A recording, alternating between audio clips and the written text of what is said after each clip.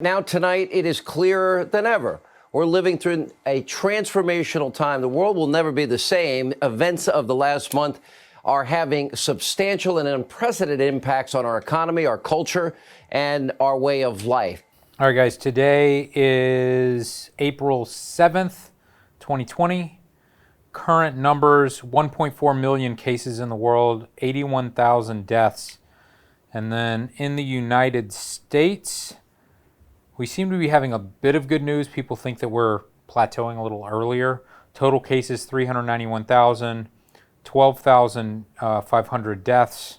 April 4th, we have 1,330 deaths. The 5th, 1,165. And then yesterday, April 6th, 1,255. I saw some article today that said the new projections are saying that we'd have around 80,000 dead in the United States in the next 4 months. Yeah, so there's that one website that I keep linking to and referring to that is predicting by state in the United States. And it's saying that the highest day will be about 3,000 deaths, but that it can range all the way to 8,000 in a day. Really? All the way down to like about where we are. So 3,000 a day, which somebody just said, that's going to be like the deaths in 9/11 every day until we come off that height. Wow. One thing I wanted to bring up here while we're on this website is if you go to the front page with all the countries and click on, there's two different ones you can click on, total cases per 1 million population or total deaths per 1 million population. And I don't know if this is the right way to think about this. I'm not a statistician, but there are a lot of countries that are doing way worse per population than the United States. I hear a lot of people saying Trump and the United States have handled this horribly, and you're doing such an awful job. But if we do say total cases per 1 million people, you can start to see that like Iceland seems to be doing really bad. Spain, Switzerland, Italy, Monaco, Belgium, France, Austria, Germany, and then the United States. Now, maybe the argument is that the United States is still kind of early in this, but I feel like France and Spain are just maybe a week or a few days ahead of us. But then what's also interesting is depending on which one you look at, cases or deaths, I don't know which one you want to prioritize, but a lot of countries that claim they're doing really well, like Sweden and Norway and Denmark, they're all very close to the United States. If I go to deaths per 1 million population and just calculate that one up, earlier today, Sweden is significantly, not significantly, but a few states higher than the United States. The death per million population in Sweden is worse than the United States. So I don't know if I'm reading it wrong or it's unfair because the United States is going to be the biggest grower and we're still early in this, but I just kind of wanted to say, is the United States and Trump, I'm not trying to support Trump, but are we doing such a horrible job with our policies when I'm seeing other countries all doing bad jobs too? Like it seems like Iran and Spain and Italy and France and places all over the world are having horrible outbreaks, and it's an epidemic and pandemic there too. I don't really understand what people mean by bad job. I mean, I guess some people Everyone's mean saying that we should have shut down earlier. Our media is lying to us. We didn't shut down the airports enough. Everyone's not following these protocols. But when I look at other countries, I'm like, it seems like France and Spain aren't either. Well, and then some people want to dive into the healthcare thing and say, but we have socialized healthcare. And I'm like, well, Sweden at the moment has a higher death rate per million. Socialized healthcare, the only argument in my mind is that people just won't have to pay for it once this is all over. But I don't think there's any... They don't have more beds. They don't have more... that doesn't mean that their healthcare is better. One thing that people were saying was that we weren't going to have enough ventilators. Trump was doing a bad job of getting the ventilators, and it seems like, according to New York, the governor, and other states that I've heard in the last 24 hours, we don't really need ventilators anymore. Like, we have that under control. We were preparing for the worst, and it wasn't that bad. So now we don't need the ventilators. It seems like potentially the biggest issue is the PPE, personal protective equipment, for the hospital staff. But, again, I don't know what Trump could have done with that. So overall, do you feel like maybe things are looking a little more positive? We've gone from like 1 to Absolutely. 2 to 3 million Americans dying to 80,000 is kind of a median level that they're predicting. Yeah. That seems like good news. Yeah, 80,000 is how many people died of the flu. But we also a haven't couple gotten years to ago. we haven't gotten to the point where like the South, the states in the South absolutely. are affected, and I feel Yeah. like they're taking it the least serious, and they have the most health concerns with diabetes and being obese, and there's a lot of things that could be bad out of places like we're seeing it out of Louisiana. Yeah, well, we can talk about that. Let me introduce Pi Jerza. We have him on the line here. Pi is What's up, guys? an incredible wedding photographer. He owns slrlounge.com. He's a good friend of ours. And yesterday we had architectural photographer Mike Kelly on, and many people said that he ruined the episode. So, Pi, The standards are very I really low. appreciate Mike setting the bar low because we can exceed these expectations now. Thanks, Mike. yeah, exactly. So, I mean, you can chime in, Pi, on any of this stuff, and then in a little bit, of course, we're going to dive deep into the wedding photography industry, which is your expertise. But speaking of the South being a little more unhealthy and stuff like that, I saw something interesting today that COVID-19 is hitting the black population significantly more. When you look at being black in America, number one, people unfortunately are more likely to be of low socioeconomic status, which makes it harder to social distance. Number two, we know that blacks are more likely to have diabetes, heart disease, lung disease, and I and many black Americans are at higher risk for COVID. It's why we need everyone to do their part to slow the spread. What do they And attribute numbers. that to? Is it because they can't quarantine and they have to rely on working more? Because One is that black people suffer from very specific health things at a higher rate than other races, heart issues and lung issues, and I don't fully know. So that's one argument that they might be in a little bit more trouble there. One is a socioeconomic issue. Maybe more people are in smaller living conditions, and so it's harder to quarantine. One lady on CNN, she kind of made it really racial. What this virus has done is taken away the mask, the veneer, pulled the sheets off of this myth of equal opportunity in this society. So what is happening is that black folks are getting infected more because they're exposed more. And once infected, they're dying more because their bodies, our bodies, have borne the burden of chronic disinvestment, active neglect in our communities. So when I look at it, it is because of structural racism, which puts us in the more forward-facing jobs so that we're more exposed and less valued, don't even have the protection that we need.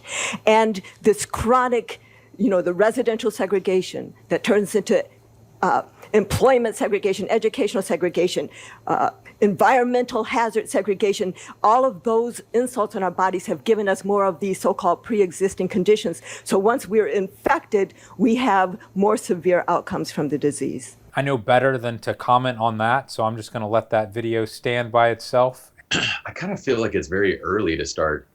I mean, I'm not an expert on this stuff either, but just going off of what we're seeing, it feels like it's really early to start making kind of judgments as far as like which countries are handling it better versus which aren't, because it's literally like a matter of timing differences. There's something like last time I checked, there was like 200,000 backlog tests that haven't even been completed yet here. So it feels like we're not going to know the actual stats of like the sickness ratios to how many people suffer significantly, to all this stuff, to the actual number of deaths, until a year from now, when this thing is when it's actually, everyone's actually been tested, we have the results back, and you have more information. I think that we really don't figure out how this thing kills us yet. We're seeing funky things with young people. We're seeing funky things that it does in its lungs, in people's lungs, where they're starting to intubate people on their stomachs now, which they don't usually do. The other thing I'm hearing is that the way countries are counting things is very different. Some countries are counting anyone that dies with COVID that have been tested positive as a COVID death. And maybe people are arguing that there's like no flu deaths at all being counted right now because everyone's counting COVID-19 as the death. Others are not counting nursing homes but now they are. Like I think France just had a day where they added 400 or 500 people to the count, and then others are saying we're not counting people outside the hospitals. Like it feels like everyone is counting deaths in a very unusual way, and it's not statistically, the same. So maybe you would say. I also feel like you take there's certain levels of trust too that you have in a country's numbers, and I personally have no trust in the Chinese government numbers in terms of like whatever they say. If it's positive, I take it and divide it by 50, and if it's negative, I take it and I multiply it by 50. So and this just comes from I don't want this to sound racist at all. It just comes from I speak Cantonese and Mandarin, and I've spent half my life in that culture, and I know that government very, very well. It's hard to take any of those numbers seriously. I hear this argument a lot, and you have people on both sides that are saying America is lying about China, and then a lot of the world is saying China is lying about the numbers. But you were one of the first people who didn't tell me, but you told Lee how bad this was going to be After back the crash, he told me. Back in February, you were predicting. How it went. No. By the way, Pi, this is why we had you on today. This is the conversation Patrick wanted to have. This is the conversation. Yeah, your own best friend, what did not have. So this is what I said to Lee after getting off a phone call. I got off a call with somebody in China, and I go, Lee, if you got stocks, now is the time to sell it. And Lee was like, I don't got stocks. And that was the end of the conversation. No, well, wait a minute. Are you saying that this was before the crash? You told me. Yeah, that's. I remember very specifically standing in your patio, and I was like, this is the time to get out of stocks if you got them. It's going to be, people don't realize how bad this is going to be. So wait a minute. Are you now blaming me for not warning Patrick? I'm completely shifting the blame of this to you. And you didn't think of your best friend having lots of stocks or anything like that. All you were like, I don't got stocks. And you did that. What thing with I'm your lips. taking away from this is I have two really bad friends. Well, I put blame on both of you. I'm not sure I believe Pi. Like he said, Chinese people cannot be trusted, and he lived most of his life within that culture. But I feel like there is I did not say Chinese people. I said the Chinese government. Right. Get it right. And you lived within the Chinese government regime, so you can't be trusted. But I could also see Pi mentioning something to me about the stock market and me going like, oh yeah, I'm waiting for a crash. Like I don't have any money in stock. And like completely not even hearing what you said. I could see that happening. You do that all the time, dude. I'll be like, don't you remember that conversation? You'd be like, what conversation? Nope, I don't remember that at all. Well, what I find so interesting about this is both of us, all three of us probably, were very aware of what was going on in China to some degree. I mean, I was reading investment forums in January, early February, and people were saying it's getting out of hand. But kind of the consensus was, well, SARS and N1H1, all these things were bad too, but it never really became a pandemic. Yeah. And so I just thought like, oh, I'll wait to see what happens until waiting turned into the market is down 15, 20%.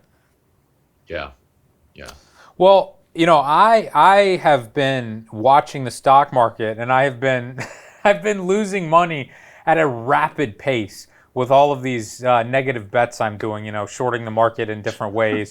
And the market has just been skyrocketing in the last week or whatever. Today, it opened at 2.5% or 3% up. It actually closed today negative, a little red. Oh, really? But, Pi, you have to believe this is a bull trap, right? Like, things are about to get so much worse. How can we only be 18% down or whatever from our highs when the entire world economy is shut down?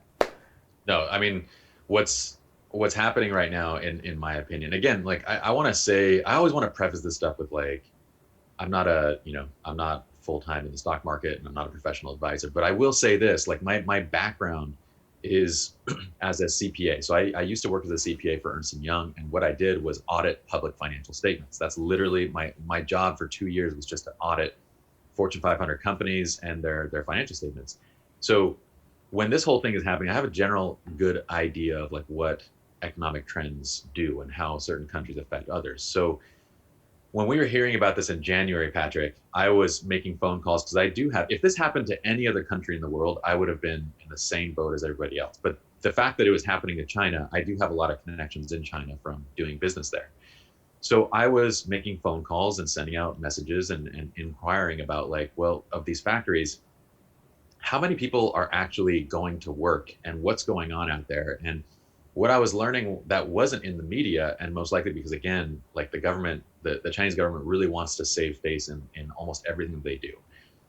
And so a lot of these things were hitting the media, but I was finding out that after, Chinese New Year's, which is essentially a month after Chinese New Year, people just weren't going back to work.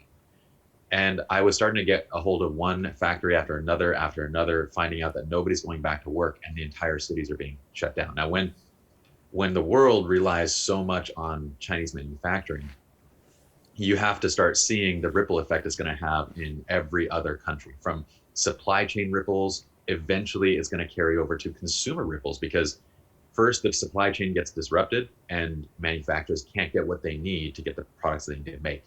Then they're going to get those products eventually, and they're going to be trying to fulfill demand. But once they're trying to do that, there's going to be a consumer,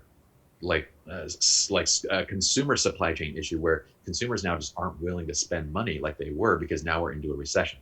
So now they're going to end up having their product, and then they're not going to have anybody to sell it to. We're not even to that place yet where they have their product. We're still waiting for that to happen. Then it's going to come down to, we now have the Canon R5.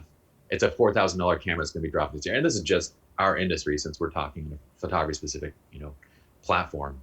But you think of all the gear that's going to be released, who's going to have the money to go out and buy that gear? So all of these things are going to trickle down into financial statements. And this whole thing has started, a month ago? So mid-April to the end of April is when the Q1 financial statements for each of these public companies is going to be released. And what's going to happen? For what's already happened in just this first quarter, I guarantee every one of these companies are going to miss earnings. They're going to miss earnings to a substantial degree, not for just the quarter, but for the entire year. They're all going to reevaluate. And once that news is public, the markets are going to go down. Then in Q2, as we're recovering and going into a recession and production begins, they're going to miss it again. And we're going to find that out in July. And then in Q3, it's going to and there's only a few companies that are poised to kind of come out well in this whole thing. But quarter after quarter, we're going to miss earnings. And every time we do, you're going to see the stock market go down. So what's happening right now is this weird bull run that's being created from the stimulus and the thought that we're somewhat through this. But we're not. I don't see how we can be anywhere close to being through this when nobody's working. What I don't understand, though, is we see bad news like unemployment numbers, and we're now starting, we'll get into this a little bit more with you since you own a business, but we're starting to hear that the stimulus money isn't as much as maybe we thought it was going to be, or you're not going to qualify for as much, and yet we still see the market going up. So I just wonder, if we see these horrible Q1 and Q2 reports down the road, is there a chance somehow, like somebody in one of my investing groups was saying that consumer sentiment was really high, and they were like, that never happens when the market has not bottomed out yet. They were just saying it looks like people are thinking this is going to get better when really it's not, and things are going in different directions. So I don't know, I'm starting to believe that there is no guessing what the stock market's going to do, which is what all good investors tell you. But I'm starting to see it true. Every decision I've made has been the wrong one, In the short term, yeah. But I think when you look back at previous crashes and you look at the highest spikes in the history of the stock market, they have all come during or right before a recession or depression. And so this is somewhat expected, but it's funny to see these huge rallies in the stock market when the worst news imaginable. It's like Boris Johnson goes into intensive care and he's on oxygen, and all these businesses that were expecting money are now hearing they're not going to get the money, or it's going to take a month to show up, or they're not qualified for it. Or the banks are scared to give the loans. Yeah, exactly. And it's like stock market up 8%. It just doesn't make any sense at all. And if you see, I always look at if I see a sea of green in the market, that's when I'm selling everything. If everything is going up and everyone, when your photographer buddies are calling you and being like, dude, you got to invest in this, that's literally the moment where I'm like, what is that you have? I'm going to see if I have in my portfolio. If I do, I'm selling right now. This is the perfect time to get out. Yeah. It's the exact opposite of when you buy the dip. You're always looking for red days to buy, and then it goes up. This is but it's so much harder to do this. When it's red, you say, well, it's already been somewhere. I feel comfortable buying the dip. But when you're doing it the other way, you're like, man, I'm going to miss out. the market's rallying and I need to be in there. Amazon's at 2,000 again. That was a horrible decision, like let me buy now and then you're buying at the top. You have coronavirus, in most of the cases, your big fear is that it's going to get your lungs. That's what it wants. It wants your lungs, this thing. So this weekend, I had the fever start to go down a little bit, and I started to feel it come into my chest. So I went to get a chest x-ray, and I want you guys to see this just so you can see what we're looking for and not, okay? Now, Doc, obviously you understand this. What we're looking for in the lungs are big white areas. And it looks pretty good. Maybe a little bit of fluid buildup there, but not something that I would definitively call pneumonia, which is what they're trying to diagnose. One thing that I wanted to touch on while we're kind of talking about the stimulus money, there seems to be a bit of bad news about the free 10 grand that all photographers were expecting. And there are basically two buckets of free money as I understand it. Correct me if I'm wrong, Pi, but if you're a sole proprietor or you have a really small business, if you apply for some sort of SBA loan, you were supposed to receive a $10,000 check from the government, whether you were approved for the loan or not, within 3 days. And if you spent that money on, employees, rent, things Mortgage, to do with your business, yeah, there was other. that money would be 100% forgiven. You would not have to pay it back. So it's free money. And if you have a bunch of employees, you could receive up to 2.5 times your monthly expenses for your employees. Now, at the beginning, there was a bunch of debate whether that included private contractors. 1099s. I'm pretty sure we have now determined that that does not cover private contractors. So for a company like Fstoppers, the majority of they're not really employees, but they would be private contractors. The writers and the people that work for our website are all over the world, and they work on an hourly or per case basis. If you were a wedding photographer, you hire assistants who are Right. also private contractors. Right. So for us and for the average photographer, you would want to go for the free $10,000. That has now been changed, from what I understand, from $10,000 to $1,000 per employee, up to $10,000, which is a huge blow, because now for most people it went from $10,000 to just $1,000. And is this being changed in the law, or because I'm seeing people highlighting things in the law itself that are contradictory? It's like it might say this here, but then if you scroll down to page 20, it says something slightly different. So are they working this out through Congress and through the banks? Or are we all just misinterpreting the original bill that was passed? I just think they did it so quickly that it wasn't very clear. Do you have any insight on this, Pi? See, this is one of those areas where I love having business partners, because between the four of us, Justin, Yvette, me, and Chris, this is literally Yvette and Justin are spending all their time to try and understand. And it's this kind of environment that's changing on almost a daily basis in terms of like what the government is making available, what's happening, who it's applies for. The banks are just trying to catch up on it right now. So like we just, I believe we just applied for our SBA loan. But even the banks, like after the government says something available, we went to Wells Fargo, and you have to sit there on the Wells Fargo page, and it just says, refresh this page over the next week until we have this available. And you just sit there. So like all four of us were like, okay, we're constantly clicking the refresh button on everybody's page until finally, I think it was Sunday night or Monday morning at some odd hour, it popped up and it was available. Then 12 hours later, it was already pulled down. So we got our application in, and then they said, we're no longer accepting more applications. So crazy. What my point is that not only is this environment rapidly changing, but it's not something that's good to rely on, because even if everybody does get these stimulus packages, I can't imagine them lasting for more than a month or so, regardless of what you're getting. On top of that, if everybody's getting them, I'm starting to worry about things like hyperinflation. Like if everybody is just, if the government's just going to dump, $1 trillion onto the economy, you're just going to be dealing with rising prices and more inflation. So I don't know. I guess my point is like, we're applying for literally any and everything we can possibly get, and we're hoping for the best. And we have savings and cash reserves that will hopefully carry us through a period of time, but it can't do it indefinitely. So we'll see. Well, your business, I mean, you guys have an incredible office. You're in one of the most expensive markets in maybe the world, in LA. You have tons of employees. I would imagine, maybe some of your SLR Lounge employees are still working, the website's still running, but your wedding side of things, they can't do any work, right? Yeah, no, it's completely shut down. So, and to give you a scope of this, I mean, we do 400 plus weddings and events each year. We do about 1,000 client commissions. We've already had 70 postponements just in this period, 70 postponements, and it's likely going to be quite a bit higher, which equates to we're right around $350,000 to $500,000 right now of deferred revenue. So when you think about it and you're like, well, it's only deferred revenue because most of our clients, they're still going to get married, they're still going to hold their events at some point, but it's not really deferred revenue because the other half of those payments that were going to come during this March through, May period, well, they're now going to come down the road on dates that you would have had other bookings for. So it's not so much deferred revenue as it is just less revenue. Well, I mean, what have you guys decided what you're going to do in that situation? I mean, you guys seem to have big teams of people. You can shoot multiple weddings on a single day.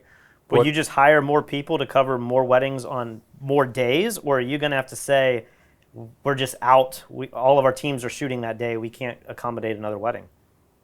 It's a little bit of both. We've told clients that those dates are subject to availability.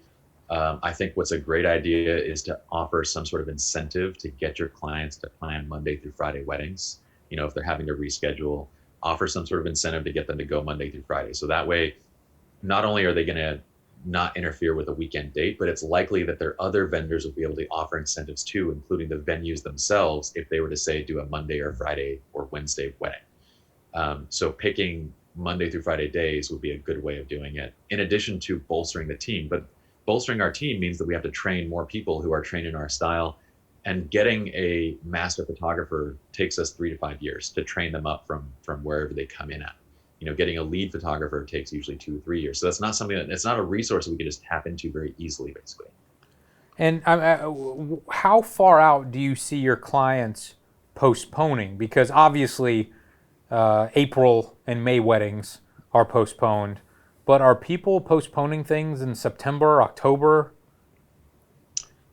So far, it's mostly through May right now. But yeah, as this thing carries on, who knows? Who knows when we're going to be able to? But I mean, here's my opinion is that at some point, the damage of staying home is going to exceed the damage of everybody just going back out and going back to work. Meaning, and we're probably, in my mind, we're probably a month or two away from that, where if the economic damage is so severe that it throws people into a depression where people are considering suicide, you might see suicide numbers exceeding the actual numbers of the virus itself, in terms of just the global economic impact and the deaths that this thing will cause. I think at some point staying home is going to cost more than going out and dealing with the virus.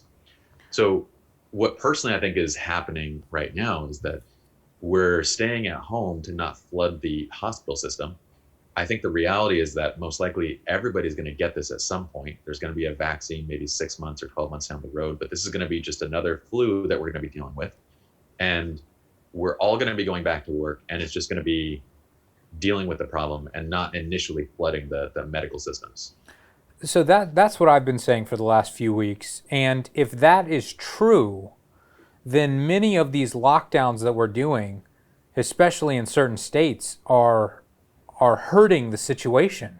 I mean, not only are we not overflowing the hospitals, many hospitals barely have any COVID patients at all right now. Obviously, New York, LA, maybe some places in Florida, it's really bad.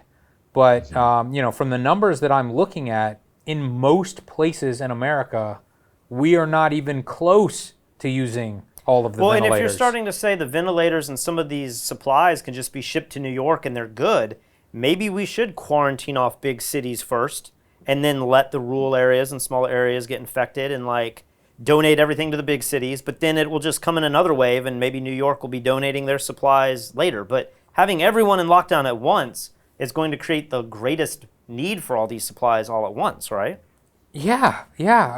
I mean, right now it seems like all the medical supplies are being diverted from places that don't need it as much to these other places. If those other states weren't on lockdown, then wouldn't their populations need those supplies that they're currently diverting? So I would think if you get the big cities through it first, and then once that kind of happens, then everybody goes back, and then the smaller cities start to deal with it. They would be able to send the medical supplies back. I don't know how the whole system is working, but that would be. I would think that that's the goal right now. It's not necessarily to stop anything. It's just to stop overloading the entire system. So, but yeah, like you said, dude, at a certain point, it's not going to matter anymore. The damage is going to be greater. Well, So, I'm currently planning a wedding, not planning to shoot a wedding, but planning a wedding. And I'm a little scared just because I wonder, my wedding at the moment is in January, which feels really far away, but I'm just wondering if we have a depression or a recession and everyone's laid off, and even if they're not, if they're just holding onto their cash and their sick days and their vacation days a little tighter, maybe they're going to work through their vacation. Are people going to want to travel in January? I'm hoping everyone wants a reason to celebrate, and so everyone will travel to our wedding because it'll be the first time they can get out of the house and it's exciting. But you're telling me that a lot of people are trying to encourage their clients to book weekday weddings, but we all know how hard it is to travel for a weekday wedding anyway. It just feels like the whole industry could shrink to where you're just going to have a smaller wedding and less people are going to come, and maybe we get a venue on a Tuesday, but because of that, we're not going to invite as many people, not as many people can come. We might have the photography a lot less because it's just a smaller wedding. I mean, I think it's still very optimistic to feel like, even in 2021, that all these weddings can be accommodated and have the same budgets overall. Oh, 100%. I think that this is going to be a lasting change that we'll feel for 3 to 5 years. I think it'll eventually recover, and the people that make it through will be doing well on the other side of it. But I think it's going to be like a 3 to 5 year storm across all industries. I mean, like, what's going to happen to the stock market is going to happen in a month or so, and it's going to continue to going down this downward trend. And as people lose investment money, and like you said, they're going to hold on to those sick hours, and they're going to hold on to more things and less spending. And we already know all the industries that have been massively impacted by this. The cruise and airline industry airlines are at like 10% of monthly traffic compared to last year at the same time. So 90% of their revenue is gone. I mean, how big of an industry was that? And then you talk about how many trickle down industries are going to be affected, like mortgages. How many people aren't going to be able to pay their mortgages because they're not working? And then the home purchasing, there's not even open houses right now to go and see homes right now. So every industry is going to have this lag effect, and that lag effect is going to last for years, probably 3 to 5 years, until we're kind of coming through the other side of the whole thing. Do you have any handle on the real estate market in LA? Do you feel like there's going to be a crash in real estate? I mean, you just kind of said there would be, but. Well, I had so I'm here in my bedroom because I had an offer in on a home at the same time that I pulled out our stocks before everything kind of hit, and I had an offer in on a new home, and we pulled it, and we just said we're just going to stay in this house for a while. So. Wow. So you could be closing on a house right now at potentially the highest price of the market if everything holds. I mean, there's so yes, and I have friends that have literally closed a month ago, and they still have their home that they haven't sold, and they just bought a new home. Oh gosh, that's so bad. My parents just bought a vacation house a month ago. It's like the worst possible time to buy a house. Hopefully not. Hopefully this will be a relatively quick recovery. Some people are suggesting that it's not going to hit the housing market. The last crash hit the housing market so much because housing prices were so inflated because of everyone getting the loans when they shouldn't have. Don't you feel like that now? I mean, our houses are double on Zillow, they're double, if not more, than what we bought them for. But my house is still not, it still does not show that it's worth as much as it was in 2007. Well, you just have a strange house then, because mine is definitely double from the highest value it's ever been. Well, that would make sense for your house. Your entire neighborhood really changed, whereas mine didn't. Yeah. But I think a lot of homes have reached close to 2007 levels. But what's it like in LA? Are they way past 2007? Right now, it's almost double. Almost everything is almost double 2007 levels. Oh, really? So maybe you have the worst house. I know. Your house didn't double. So, I mean, double might be a little bit of an exaggeration, but the industry that I audited back in 2006 to 2008 was primarily real estate. So that was another bubble that I was able to see and say, oh man, this is a time to not put your money into houses. And it was namely because you could start seeing, I was auditing companies like Ryland and KB Homes, and I start to see these pileups of inventory. So like these home builders would build 100, 200, pieces of property at a time. And when you talk about that in terms of 100 products doesn't sound like a lot unless you're talking about a $500,000 home. And then you're looking at, a $50 million outlay on cash, and they carry it on the books as worth, this is a $50 million cost, but it's worth 120 million because that's what we're going to sell it for. And you start, piecing together like who's actually buying these things, and you start seeing that the purchase slows down and these things are being carried on the books at their value, which they're not worth anymore. And you start to see, okay, this is gonna be another major market correction. And then you pair that with the mortgage crisis and everybody getting those loans that they shouldn't have gotten, and you've got a huge firestorm. But I don't see how this is not gonna. I don't think it's gonna have the same impact over. Like, I don't think we're gonna just see half of a home value dropping out. But I think there's going to be a 20 to 30% correction over the next few years. Like, I don't see how that's not possible with everything else that's going on. What photography industries do you think are going to come back the soonest? Commercial, individual portrait, headshot, all those kind of things. I think the events are all dependent. Every event right now is dependent on when we can actually get it. So I think those are going to be the last ones to come back. But I mean, wouldn't you say, obviously the top commercial photographers in the world, they're always going to be doing fine. But, even talking to some of these big name photographers today, they always say things like, oh, it's not like it was in the 80s and 90s. That's where the big budgets were. Things have definitely changed these days. So if we go into at least a recession, are companies going to be wanting to spend the same amount of money on advertising photography? No, I mean, I don't think they've been willing to spend that money for a long time, but they are diverting it to other places that they find effective. So, while the large commercial budget shoots have been scaled back, the amount of influencer marketing has gone up dramatically. So having an account where you actually have a following and them tying products to your photography and those kind of things has become a thing. So I think it gets diverted, but the overall budget, 100% is going to be trimmed. It's going to be trimmed down significantly. So, Pi, I know you have recently written a few articles on SLR Lounge. Maybe you've syndicated them through other websites and stuff, but you've said, did you have one that was like 10 things photographers need to prepare for, or 10 ways to make money, or 10 things to be aware of in this crazy environment? Do you have any advice for photographers that they can either supplement their income, or that maybe they could just work on not losing a lot of income in some way? Is there anything on the top of your head that you feel like has been beneficial through your channels and through the photographers that you have been talking with? Yeah, I mean, we do have an article where I kind of wrote some things to kind of do in this downtime. One of those is to not stop marketing efforts. I think people think that right now you can't book clients. We've been able to continue booking close to 100,000 plus revenue per month of new clients, even right now. How is that possible?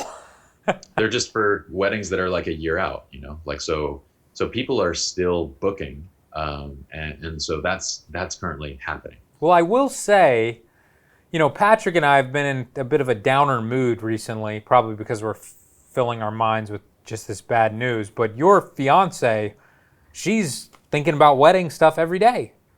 She feels like she's at home. So I talked to a florist today, and I feel like they're all struggling, right? They're all getting scared. But I'm just still like, is January far enough ahead? Like, I'm a little worried, not necessarily that the virus will still be here, but just what will the economic situation be? Are people going to want to travel? But if people are getting engaged right now, which is kind of a crazy time to get proposed to, I guess, but, they might be planning their wedding a year. I mean, it was common for me to book a wedding a year and a half out.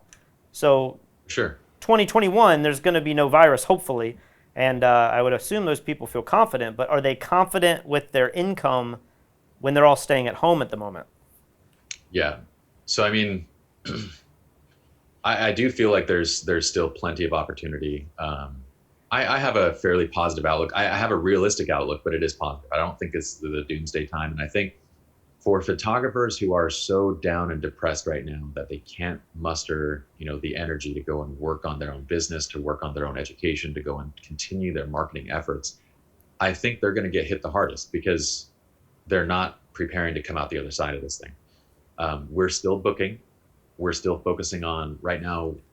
We're like, this is when we told the community, like, this is the best time to jump into education, which is why we made the offers that we did, because that's what Justin, Chris, and I are doing. So like all of us in our time right now, we're working to better ourselves, working to make sure that we're still continuing our marketing efforts to ready to come through the other side.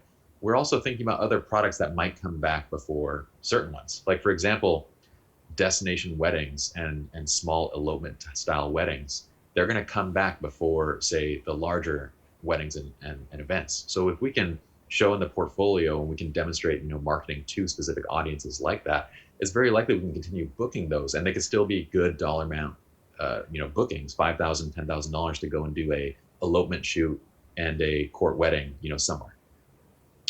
So I like there's that a lot of Pi's potential. Elopements are $5,000 to $10,000. That was like the pinnacle of my career. Is your He's like elopement. small elopements for 5 or 10 grand. He's Sorry, killing it that's out like, there. that's like on the higher side of that. But even if you can get, $2,000 to $3,000 to go and do a 4-hour, shoot somewhere and a courtside wedding and a court procession afterwards, I think that's going to come back significantly before larger events do. With wedding photography, you also sell a lot of prints and books and albums and that sort of thing. And I don't know if you guys build all that into your packages, so it's hard to upsell that. Are you finding that you guys are putting more marketing material towards trying to sell previous customers hard goods? Not really. I mean, right now we're trying to be very careful. We know everybody's hurting, so we're not trying to market specifically to any of our clients about what they should or shouldn't buy. I think it's important not to do that. With our, with the offer that we made on SR Lounge, we specifically did it because, well, now is the best time to watch content. You have time. And so what we did on that side was we said we're going to literally remove our profit margin from this. So if we have an average 30% margin on the products that we sold, we're going to discount by 30%. So at least it's helpful to people. It keeps the lights on, it keeps our, employees working, but there's no, it's a marketing opportunity that doesn't present profit in it to kind of make it, I don't know. I feel like it's difficult to go out at these kind of times, and I feel like it's really insensitive and tone deaf to go and just do sales and promotions and try to get people to spend money when everyone's scared. Well, speaking of spending money, have you guys seen that Dana White revealed that the UFC event, I don't remember what number it is. UFC 249? 249 is happening, not with Khabib and Tony, but it is happening. Every day when I got up, the rules changed. Every day. Things were shutting down, things were closing down. Many people thought that this would be impossible for us to pull off. I am always of the mindset that nothing is impossible. We'll get this figured out. When there's a will, there's a way. Dana White will not say where it is. Was he announcing today? I don't think he's ever saying where it's being filmed. I'm this close to getting the deal done. So this place where this fight's going to be on April 18th, I have locked up for 2 months. So I'm going to continue to pump fights out. I've also secured an island. I've got an island. The infrastructure is being built right now. We're going to do all of our international fights on this island. Thank goodness for Dana White and the UFC, because I got my $60 per pay-per-view event ready to go, and I need some entertainment. I freaking love UFC. Yeah, I do too. I'm super bummed out that this fight was canceled for the 5th time now. I don't really. Didn't I text you a month ago and be like, "This is not happening, dude. It's not going to happen." I'm like, I know it. It's not going to happen. I don't know how much you guys know about this, but this was a big news story last night that's happening right now, and that is, I guess Wisconsin has a bunch of votes happening today. This morning, people in Wisconsin have a tough choice to make: protect their health by following the state's stay-at-home order, or exercise their right to vote. That's because after a day of chaos and confusion, Wisconsin primary is actually back on today. Take a look at how long the lines already are in Milwaukee of voters waiting to cast their ballots. And the Supreme Court of Wisconsin voted to allow it to go forth today. And then it escalated to the Supreme Court, and I guess the Supreme Court upheld the Supreme Court of the state. And so everyone in Wisconsin right now is turning out to vote for their Democratic candidate. like in Next person. coronavirus outbreak. Yeah, they're all in Coronavirus lines. outbreak in And the Wisconsin. argument right now, it's super polarized between the Republican Supreme Courts, both at the state level and the Supreme Court, have allowed this to happen. And so people are saying it's a way to suppress voters and all this stuff. But it's just crazy to see people in line with their masks, putting their lives at danger to go vote. And I understand it's more than just the Democratic candidates, because I'm kind of thinking like, if Bernie had just dropped out, then Biden would be the nominee, and nobody would have to go out to vote for or vote for Biden because he would already be the nominee. So in some ways, I don't want to say those two are to blame, but like kind of. But then there's other state officials being voted on today too. Maybe one of them is even like the Supreme Court justice or something. I don't know all the details of Wisconsin, but it's just weird to go into the news and see all these lines of people going out to vote, all in masks, when the rest of the country is like, everyone should stay at home. But it also makes me wonder if all of these Supreme Courts have just said that, no, you can't change this date for whatever reason. It almost feels like we're not going to be able to change the date of the general election, which I looked up has not been changed in like over 100, 150 years. So since Pi is so good at predicting the future, do you feel like our presidential election is going to have to be changed? It's November. That's really far away, but I'm already thinking, how in the world are we going to have these debates, and how are we going to have these campaigns, and it just seems so weird to even think that we're about to enter into the perhaps craziest political cycle ever in American history. So I don't think that it's going to be postponed, but here's what I do think. I think that nobody's going to beat the incumbent, and it's not because I want Trump to win. It's because he's the only one that has in this current climate, he's the only one that has a non-stop platform. Everybody else, they're being held off from doing their events, they're being held off from promoting, they're being held off from. But Trump has a non-stop voice and a platform throughout this entire thing, and it's just going to be like, how do you beat that when? I mean, it should be easy because he's so outrageous and disrespectful. And, it should be so simple for a candidate to come in and just be the opposite of that. Yeah, just be like an honorable, smart, coherent person. But they have chosen Biden, who seems to struggle speaking. So you're right. I feel like Trump. Well, this is what happened in the last election cycle. The media gave Trump all of this free press, because he was so crazy, and then it kind of bit them because he wound up winning. That's an interesting way to think about it. As the president, and my worry is we're talking about these numbers changing to 80,000 deaths. That sounds horrible. I think I read somewhere that on any given year, like 2.8 million Americans die. So if COVID kills 80,000 now instead of millions, no matter how you look at it, that will be a success compared to what we thought just a month ago or so. For sure. And so there is the chance that many people are going to come out of this saying, our economy's crashed, but the death rate wasn't as bad as what people were telling us. I have to say, since all of this has gone down, I like Trump a little bit more. What? I do. Because, this is coming from Lee Morris? Yeah, because I feel like he has, whether it's his choice or not, he has surrounded himself with experts, and he appears to be listening to the experts. I think that was everyone's fear with Trump, was that he was so cocky and he thought he was so smart. I mean, he would come out and say, no one in the world is smarter than me on X, Y, Z. Every single topic, he's the smartest in the world. But he's still kind of doing that. He's coming out and saying crazy stuff, but then he's just letting Fauci, what's the guy, Fauci.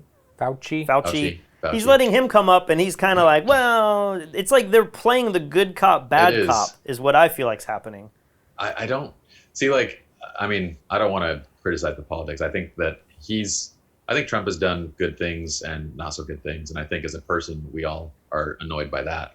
But that's my frustration in this whole process has been, it doesn't feel like he's on the same page, not until recently, and then is someone on the same page, and then Fauci will get up and say things like, yeah, this is critical, this is the worst time, this is all these kind of things. Then Trump would be like, yeah, things are not so bad. And you're like, wait, what? And he's like, yeah, well, we're very optimistic that we have like, vaccines and, there's a lot of companies. I know a lot of people that are working on this right now. And then Fauci will get up and be like, yeah, we don't have anything currently that can help with this.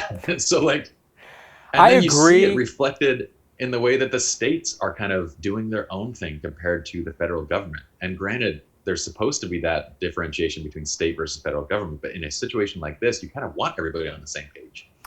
Maybe It just feels like he's setting himself up to have a way out. Like everything's so fluid, and he's given people just enough guidance and just enough, appealing to New York and stuff, and like making things just good enough to where I feel like it's going to be a very slippery slope trying to peg him on any one thing. And the media feels like we're going to get him this time. But that has failed for the last 4 years. It's failed. I don't know. Yeah, I feel like every time the media thinks they've got him on something, I'm like, why are you going after him for that when he's done these million other things? Like, it's like Trump is the most immoral person on the planet, and we're going after him for that? That's so weird. And so I don't know. When people are acting like he's doing such a horrific job with this, I'm like, he gets up on the mic, he says dumb stuff, he acts really cocky, and then like you said, the doctor will come up and respectfully disagree with what he said. But I just see Trump backtracking. He said, I want to see everybody back by Easter, and now he's like, all right, that's not going to happen, but we got to get back to work soon. And so when I see him doing that, I'm like, okay, he's not a total maniac. He does see facts eventually. He's not trying to kill Americans to make the stock market price go up. And so for that reason, I'm like, maybe Trump isn't that bad in this current situation. I don't know. Well, just be prepared for 4 more years. This is my prediction. He's going to be there 4 more years. Yeah.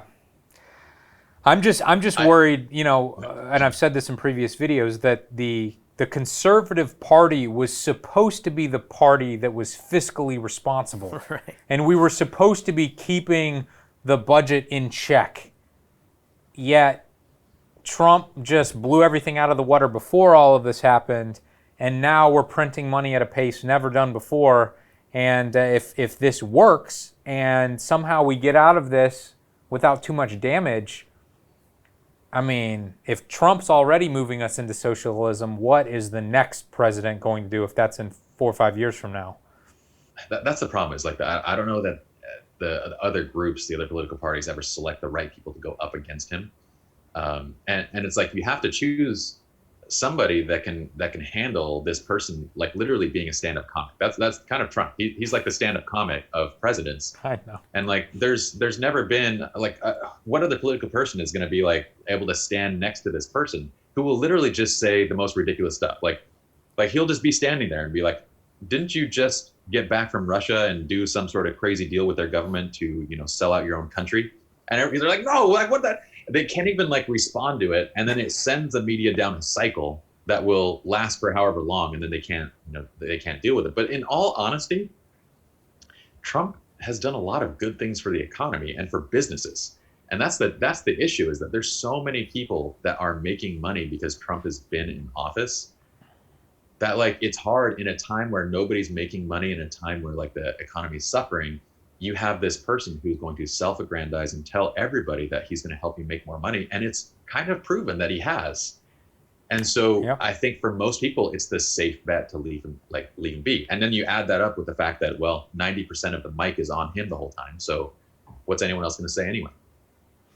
I'm wondering agree. when are they going to get Biden versus Sanders decided, Like how many more primaries do we have to have before like they're at the convention and it's like a contested convention? Are there any more debates with them or anything? Is that You would think so, but I don't know what the playout is there. I think we probably have more primaries coming up, but I have to imagine those are going to be. It seems like some states are able to cancel stuff and move things around, while this Wisconsin one, I'm not sure why they weren't allowed to do that. But yesterday I said we would have a hashtag Fstoppers podcast. okay?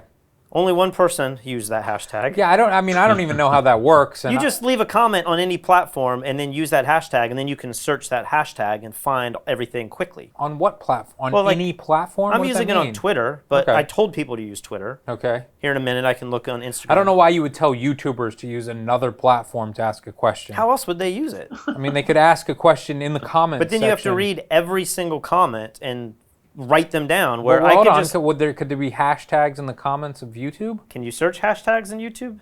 I don't know.